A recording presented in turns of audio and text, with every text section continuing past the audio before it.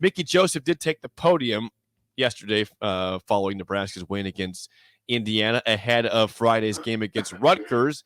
And Sip, just like all of us, he views the West as the wild, wild West. He says, we're focusing on Rutgers, but I do keep an eye on the standings because, they do want it.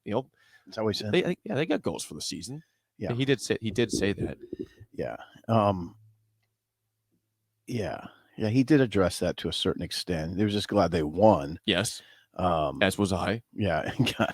And gave us something to talk about. And the plot has thickened quite a bit because now it seems like this game is eminently winnable, right? Yeah. And Nebraska's favored by 3.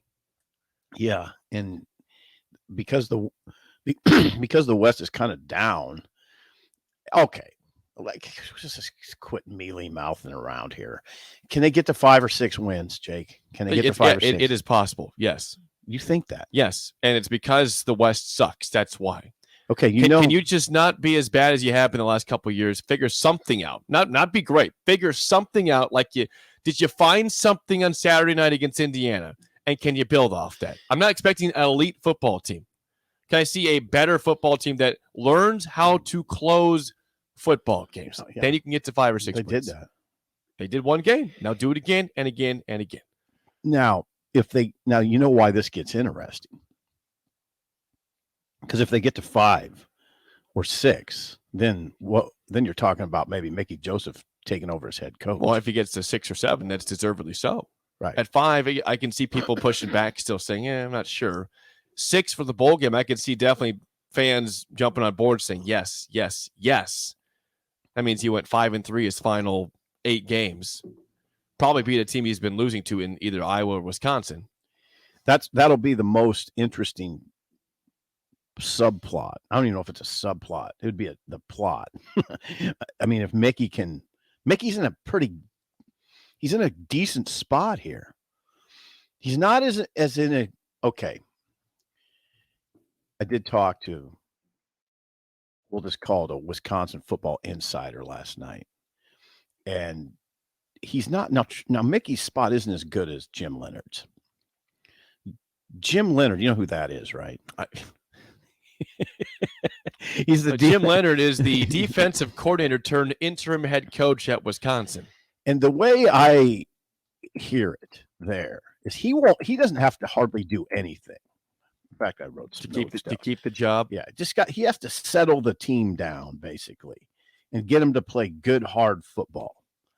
I don't even think you'd attach a win total there.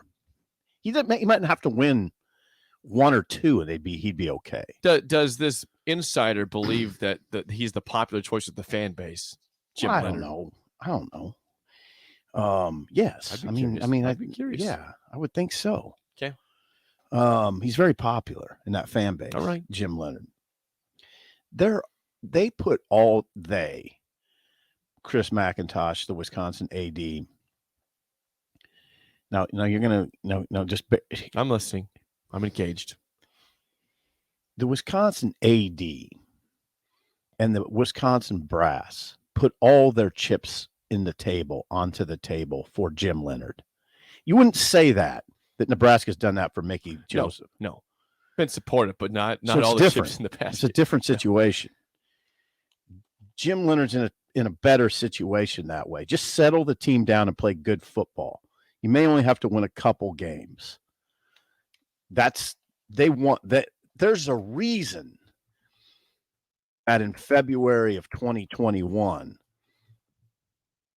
Jim Leonard eschewed the Packers and stayed with the Badgers because of exactly this.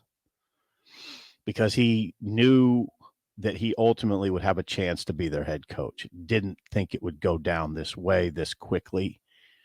But Paul Chryst is out, and here we go.